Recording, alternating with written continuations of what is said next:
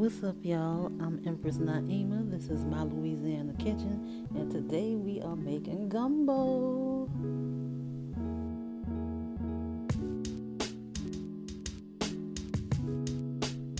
So first we're gonna start off by fabricating a whole fryer.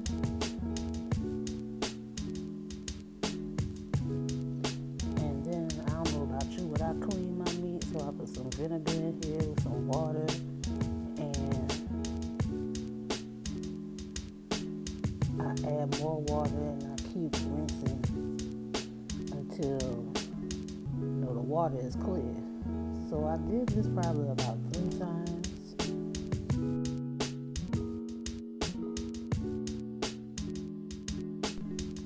Alright, so now I'm seasoning the chicken, and this is my Creole seasoning that I make. The recipe is on my blog, but you can use your own Creole seasoning blend or your favorite store-bought blend. And now I'm putting it in the bag, and I'm going to let this marinate overnight. Okay, so now I'm going to bake the roux. So you put the flour and the oil in an oven-safe container, and you whisk it together until all the lumps are gone. And then you are going to bake this at 375 for an hour. So this is what it looks like after about 20-25 minutes.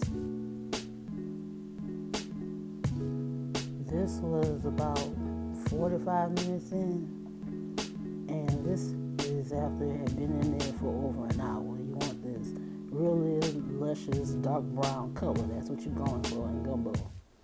So I chop my seasoning, onion, celery, bell pepper. Some people call it the Holy Trinity. To me, it's mirepoix. So you let the roux sit for an hour, and then the oil is going to rise to the top. Drain that off, and look at this beautiful texture roux that you left with. Ooh. Okay, so now we're going to de-slime the okra.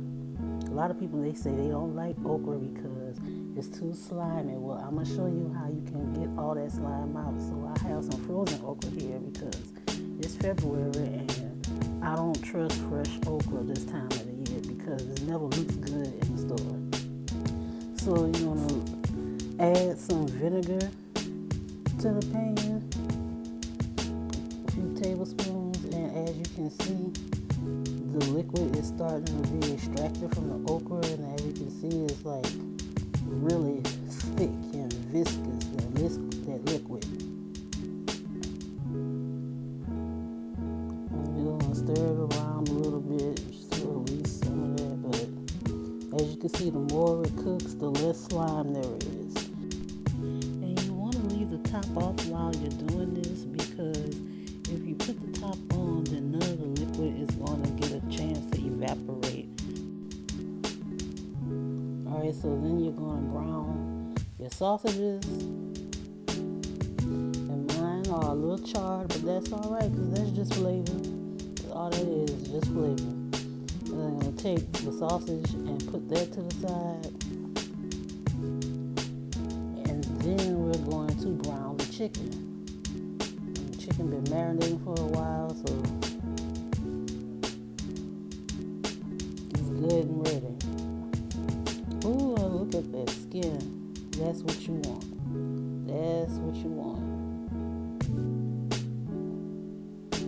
And that's the rest of the chicken. I couldn't do the whole chicken in the pan, but all this stuff on the bottom, don't worry about that being burnt. It's not burnt. That's just, a bunch of goodness. And these onions, celery, and bell pepper, the moisture from that is going to release it from the bottom of the pan, and it's going to combine together, and it's just going to add a beautiful color and so much flavor. You're building flavors. That's what makes a good gumbo, because you building flavors. And people, okay, let me get back to it anyway. So I forgot to add the sausage on camera.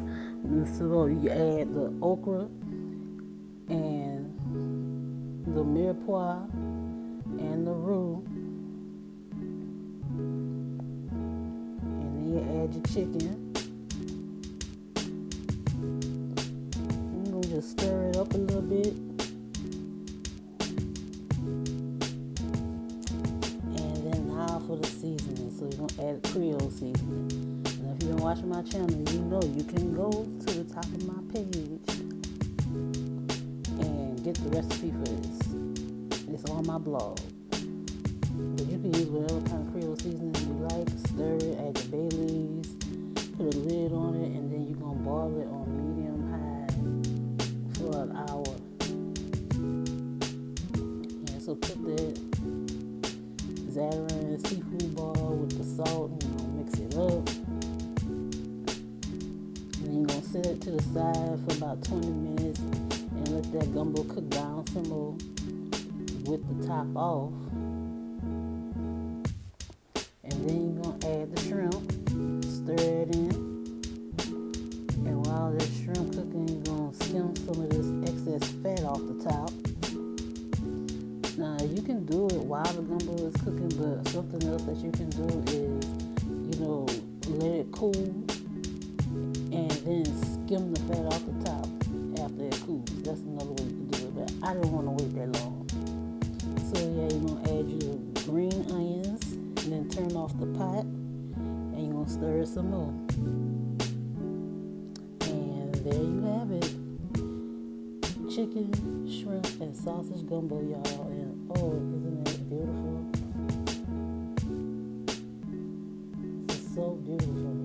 And as you can see, there's okra in this, but there's not big chunks of okra. And that's a characteristic of the gumbo that I ate growing up. I didn't see big chunks of okra and gumbo until I started traveling to different parts of the state and seeing stuff on the internet.